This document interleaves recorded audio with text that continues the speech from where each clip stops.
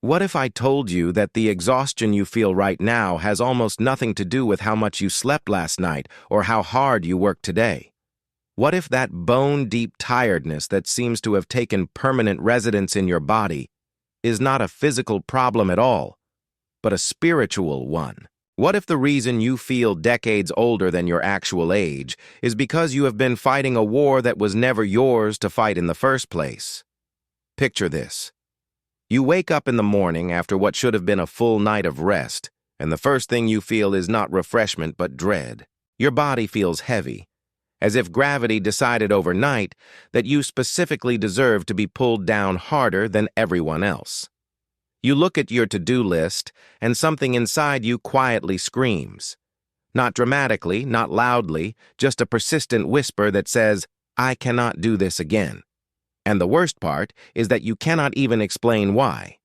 You are not running marathons. You are not working in a coal mine. You are just living what appears to be a normal life, and yet every single day feels like you are dragging yourself through wet cement. Or maybe you recognize yourself in this. You are at a social gathering surrounded by people your age who seem to have boundless energy. They are laughing, making plans, talking about their projects and passions with genuine enthusiasm. And you are standing there with a drink in your hand, performing interest, performing presence, while inside you are counting the minutes until you can go home and collapse. You wonder when exactly you became this person. You remember having energy once. You remember caring about things. Now everything feels like it requires a level of effort that you simply do not have access to anymore. Or perhaps this is your version. You have done everything right.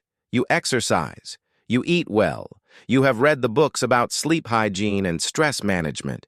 You have tried the supplements and the meditation apps and the morning routines. And still, there is this fundamental tiredness that no amount of self-optimization seems to touch. It lives beneath all your efforts, mocking them.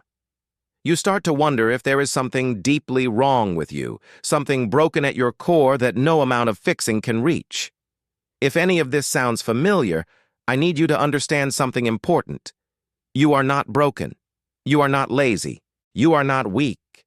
You are exhausted for a reason that most people never think to examine, and that reason was identified decades ago by a philosopher who spent his entire life trying to wake people up from precisely the kind of sleep that disguises itself as tiredness.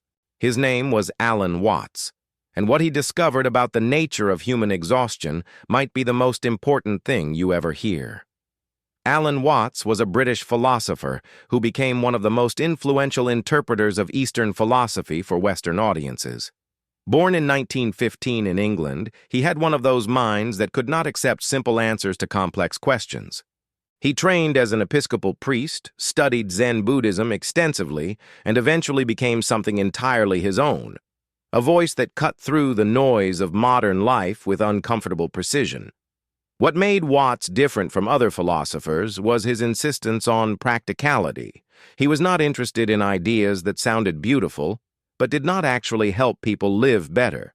He wanted to understand why modern humans seemed so uniquely miserable, despite having more comfort and security than any generation before them. And what he discovered was this: we are not tired because we are doing too much. We are tired because we are fighting reality itself. Let me explain what this means, because it is the key to everything. Watts observed that most people in modern society live in a state of constant internal warfare.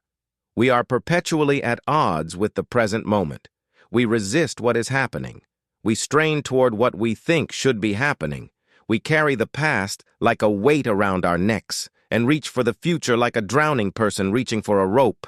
And all of this resistance, this constant psychological friction, drains us in ways that no amount of sleep can replenish. Think about your own mind for a moment. How much of your mental energy goes toward worrying about things that have not happened yet?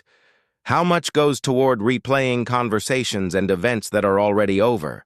How much goes toward maintaining a version of yourself that you think other people want to see? How much goes toward fighting feelings that you have decided you should not have? This is what Watts called the fundamental confusion of the ego. We believe that we are separate from life, that we must struggle against it, that existence is essentially hostile and we must defend ourselves constantly. And this belief, which operates beneath our conscious awareness most of the time, is what truly exhausts us. I want to pause here for a moment because I know that what we are discussing is not just theoretical for you. Right now, you might be recognizing a pattern that has shaped your entire adult life. That tiredness you feel is not random. It is not a defect in your character. It is the natural result of a way of being that you probably never chose consciously but absorbed from the culture around you. When did you first notice that your energy seemed fundamentally different from what you expected? When did you first realize that the life you were living was costing you more than it should? I invite you to share your experience in the comments. Your story might be exactly what someone else needs to hear to recognize their own pattern.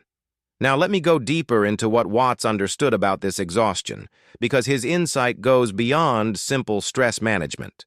Watts recognized that we are not tired from doing. We are tired from resisting doing.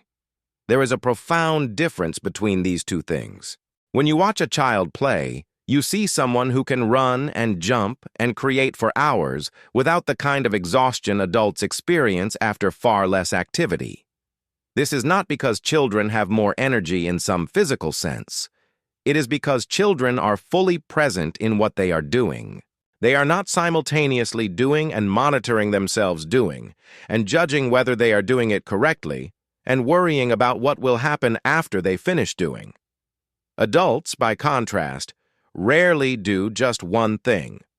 We do multiple things at once, and most of those things are invisible forms of psychological labor. We work while worrying. We rest while planning. We play while evaluating. We love while protecting.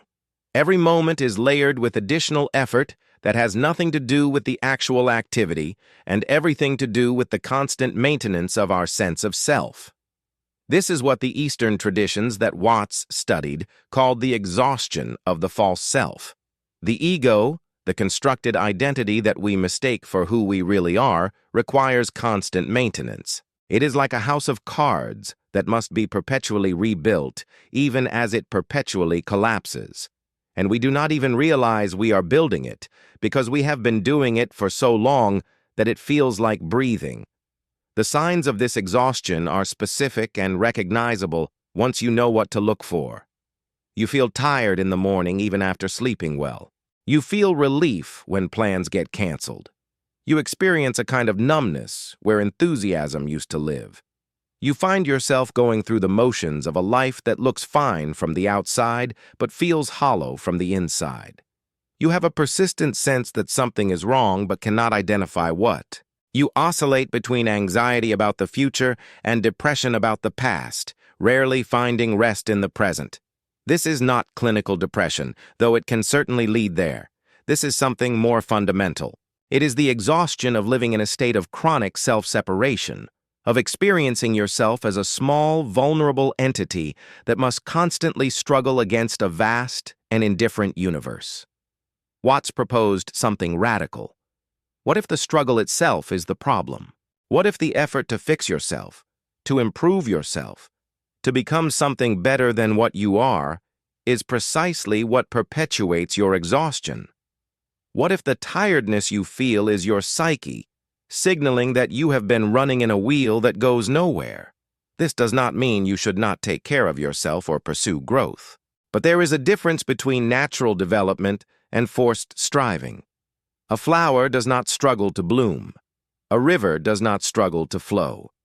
There is an effortless quality to natural processes that humans have largely lost access to.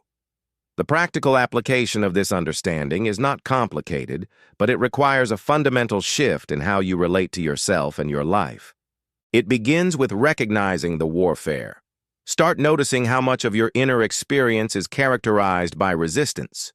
Resistance to tasks, resistance to emotions, resistance to situations, resistance to yourself. Just notice it without trying to change it. The noticing itself begins to dissolve the pattern. Then practice what Watts called going with. Not going with in the sense of passive resignation, but going within the sense of intelligent cooperation. When life presents you with a situation, instead of immediately asking, "How do I change this?" try asking, "What is this showing me?"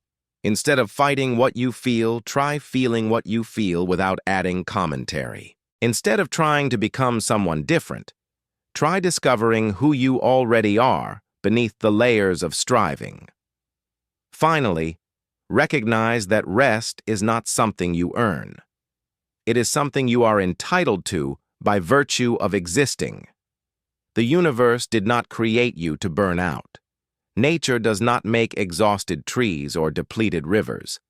The tiredness you feel is not a sign that you need to try harder. It is a sign that you need to stop trying in the way you have been trying. Alan Watts often said that muddy water is best cleared by leaving it alone. Your exhaustion is like that muddy water. The more you stir it with solutions and strategies and self-improvement programs, the muddier it becomes. The answer is not more doing. The answer is a different kind of being. This week, I challenge you to do one thing. Find 10 minutes each day where you do absolutely nothing productive. Not meditation designed to make you better.